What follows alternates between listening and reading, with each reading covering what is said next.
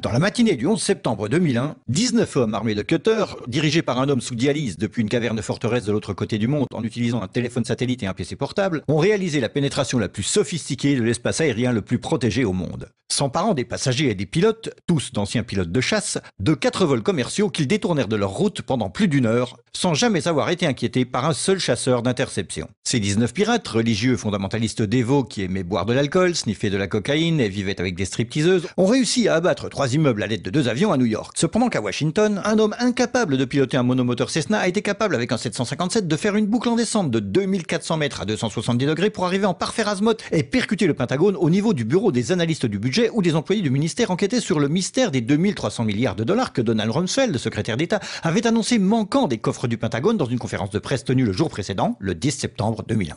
Par chance, les médias ont su qu'il avait fait en quelques minutes. Osama bin Laden. Et les grands ponts en quelques heures. Osama bin Laden. Les officiels dans la journée.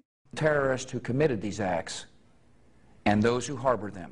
Et les preuves sont littéralement tombées dans la poche du FBI. That a hijacker's passport was found blocks from the World Trade Center crash site, if you can believe that. Mais pour une raison ou une autre, des conspirationnistes fous ont demandé une enquête sur la plus grosse attaque perpétrée sur le sol américain de toute l'histoire.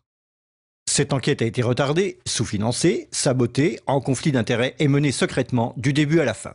Elle était basée sur des témoignages obtenus sous la torture et dont on a détruit les enregistrements. Elle n'a pas mentionné l'existence du Building 7, Double Danger, Pletch, Sybil Edmonds, Ben Laden et la CIA, et les manœuvres militaires simulant des avions détournés et jetés sur des immeubles menés au moment précis où c'était en train de se produire. Elle a été trompée par le Pentagone, la CIA, l'administration Bush.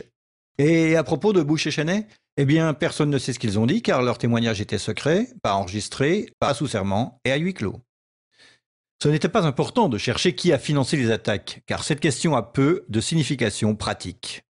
Cependant, la commission d'enquête du 11 septembre a brillamment répondu à toutes les questions du public, excepté la plupart de celles posées par les familles des victimes, et a pu pointer les fautes des personnes responsables, bien qu'aucune n'ait perdu son boulot, déterminant que ces attaques étaient dues à... failure of imagination. Parce que...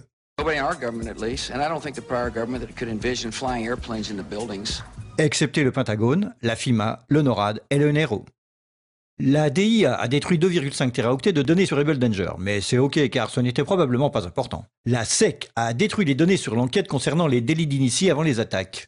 Mais c'est ok car la destruction des données relatives à la plus grosse enquête de toute l'histoire de la SEC fait partie de ses routines d'archivage. Le NIST a classé secret son modèle mathématique utilisé pour l'effondrement du building numéro 7. Mais c'est ok car le révéler aurait compromis la sécurité publique.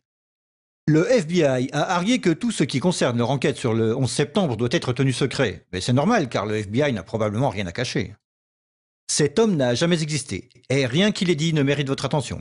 Si vous dites le contraire, vous êtes un conspirationniste paranoïde qui mérite d'être mis au banc de l'humanité. Comme lui, et elle et lui. Ben Laden a vécu dans une grotte forteresse des montagnes d'Afghanistan, mais il a pu s'échapper.